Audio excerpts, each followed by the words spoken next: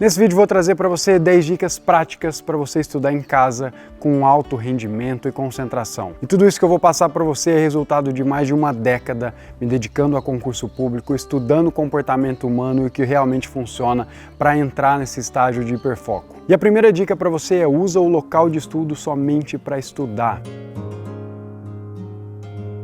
Você reserva um local específico e naquele local só estuda. Não use esse mesmo local para assistir filme, assistir Netflix, para jogar videogame, porque seu cérebro se confunde. Então aquele local é local de estudo, então reserva esse local específico. O segundo passo é responder duas perguntas: quando e quanto tempo você vai estudar? E aqui você tem que ser muito preciso. Não é, eu quero estudar umas 2 horas por dia, não. Exatamente o horário que você vai começar, o horário que você vai terminar. Quanto mais específico for, mais chances de você continuar esse hábito. Porque você sabe, estudar todos os dias é desafiante. Então quando você deixa meio aberto, a chance de você não cumprir é muito grande. Então você vai olhar para a sua semana, toda a sua semana, vai olhar cada dia como é a sua rotina e vai determinar: eu vou estudar 1 hora antes de ir para o trabalho, depois mais 1 ou 2 horas depois de chegar do trabalho, ou vou estudar na hora do almoço, vou estudar de manhã, no período da tarde, dia sim, dia não, se de repente você tem escala, enfim, não importa.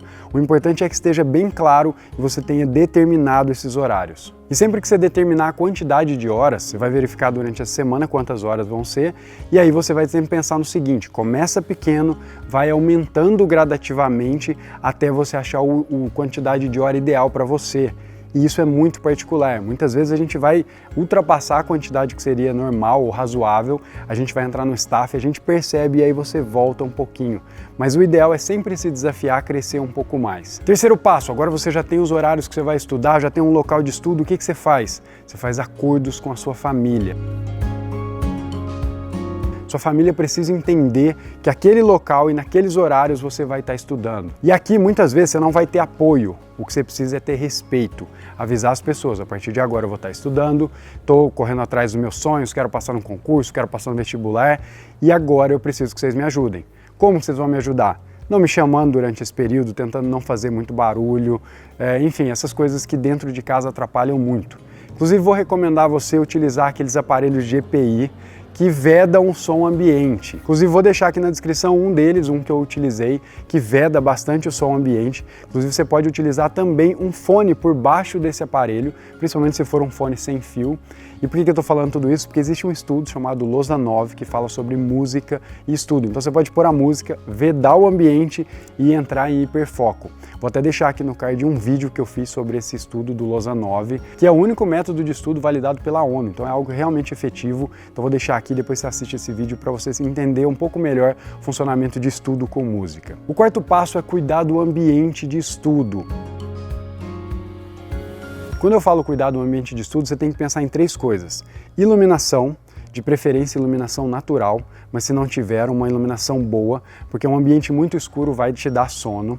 Além disso, você precisa se preocupar também com a organização do ambiente. Ambiente desorganizado atrapalha a aprendizagem, existem estudos que comprovam isso. E além disso, a temperatura do ambiente. Ambientes muito calor vai te dar aquela preguiça, aquela leseira.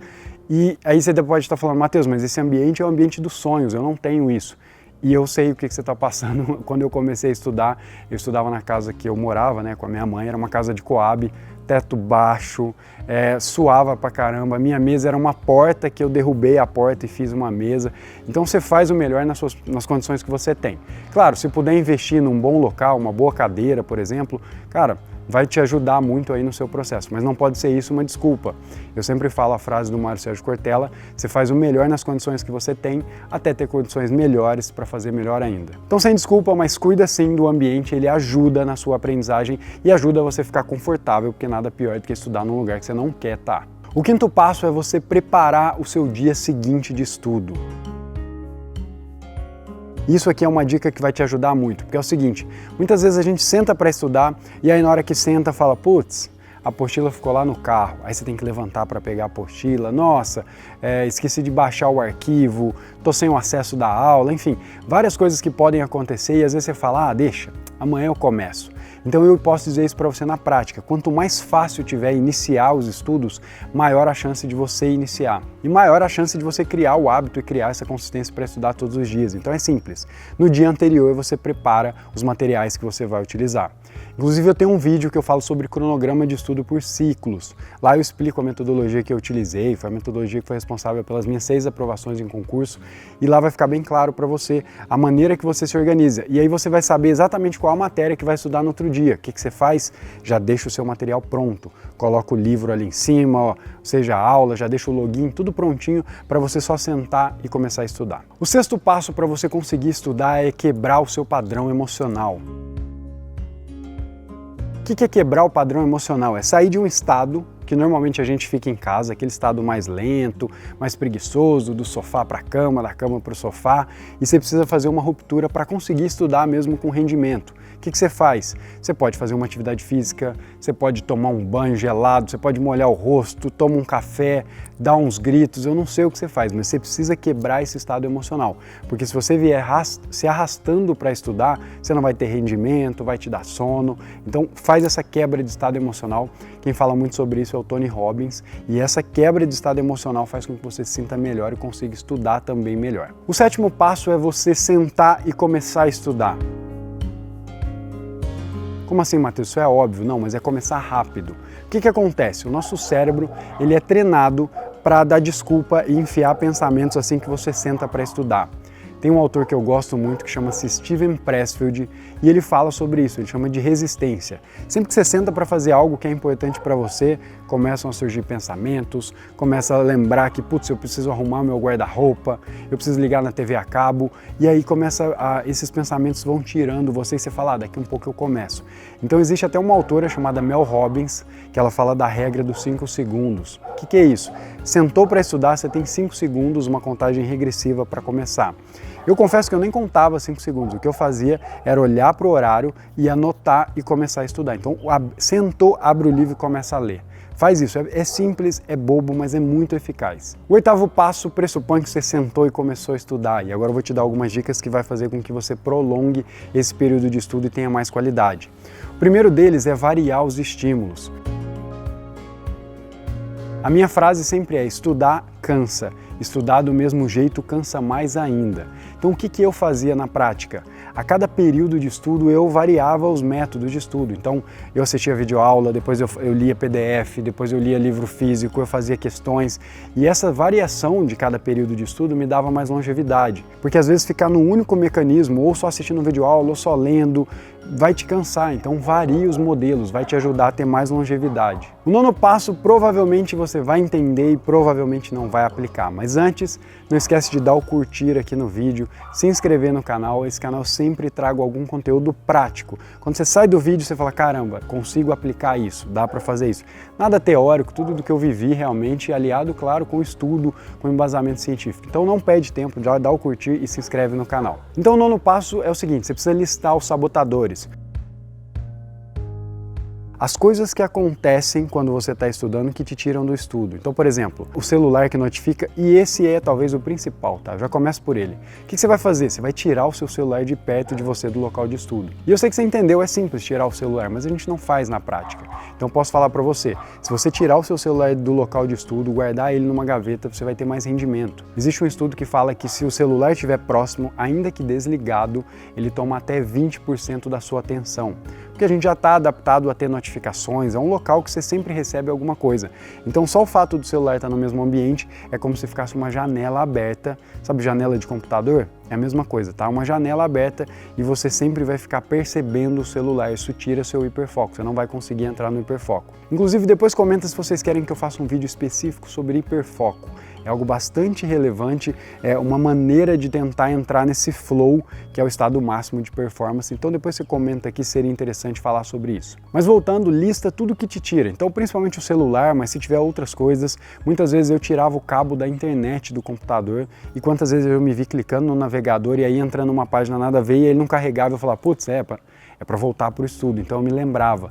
Muitas vezes a gente tem que criar essas barreiras mesmo e entender o que te tira do estudo. Então lista esses sabotadores e tira ou coloca o mais longe possível do seu ambiente de estudo. O 10º passo, e não vai ser o último porque eu vou fazer um bônus, mas o 10º também é bastante importante, que é fazer intervalos. Não estuda períodos muito grandes, você tem que fazer intervalos para ter mais rendimento. E quando eu falo de intervalos, talvez você pense na técnica Pomodoro. E para estudo, via de regra, eu não vejo a técnica Pomodoro como a melhor opção. Pelo seguinte, é muito pouco tempo, 25 minutos. Você consegue, com o treino, com o passar do tempo, ficar mais tempo. Então eu quero te desafiar a ficar mais tempo, pelo menos 50 minutos. Eu já utilizei a técnica Pomodoro enquanto estudava para concurso público, e o que acontecia comigo na prática é que na hora que eu estava começando a entrar no estado de concentração, ele tocava. E cada vez que você para é uma oportunidade para não voltar. Se você já estuda, você sabe. Porque parou, você fala, vou dar uma relaxada aqui, 5 minutos. Você entra no celular e fica 1 hora. Então, eu prefiro períodos de estudo maior.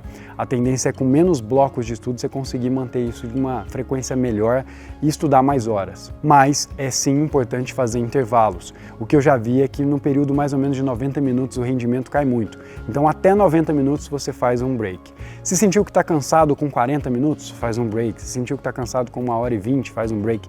Se está com 1h30, 1h40 e está rendendo pra caramba, não para. Você tem que começar a se conhecer. O processo de estudar também é ser autodidata. Conhecer onde você é melhor, onde você é pior. Então é um autoconhecimento também. E a dica bônus é, falhou, volta. Falhou no estudo, volta. É simples, mas é porque muita gente fica se martirizando, fica se chicoteando e esse sentimento vai aumentando quanto mais você demora a voltar para os estudos. E eu tô aqui para te alertar que você vai falhar. Eu passei em 6 concursos, 2 em primeiro lugar e eu falhava. Faz parte. Agora, voltar, isso sim é relevante e mostra o quanto você está determinado a passar. Tem muita gente que fica se martirizando e não consegue voltar. Isso vai criando um monstro e chega uma hora que você já desistiu, simplesmente porque não voltou. Então falhou, volta o mais rápido possível. Você vai consolidar o hábito de falhar. É muito louco isso que eu estou falando, mas faz o sentido. É o seguinte, se você começa a falhar, vira uma rotina. Falhar, não estudo, não estudo, não estudo. Para você criar de novo o hábito de estudar, você vai ter que sedimentar uma nova rotina. Agora, se você falhou, ou seja, voltou para a sua rotina de estudo, a chance é de você conseguir manter isso. Então, lembra disso. Falhou, volta. Bom, essas foram as 10 ou 11 dicas. A gente teve cachorro latindo, passarinho. Espero que o áudio tenha ficado bom para você aí e principalmente que o conteúdo tenha te ajudado. Se te ajudou, já dá o curtir, se inscreve no canal. Eu vou ficando por aqui. Um abraço e até mais.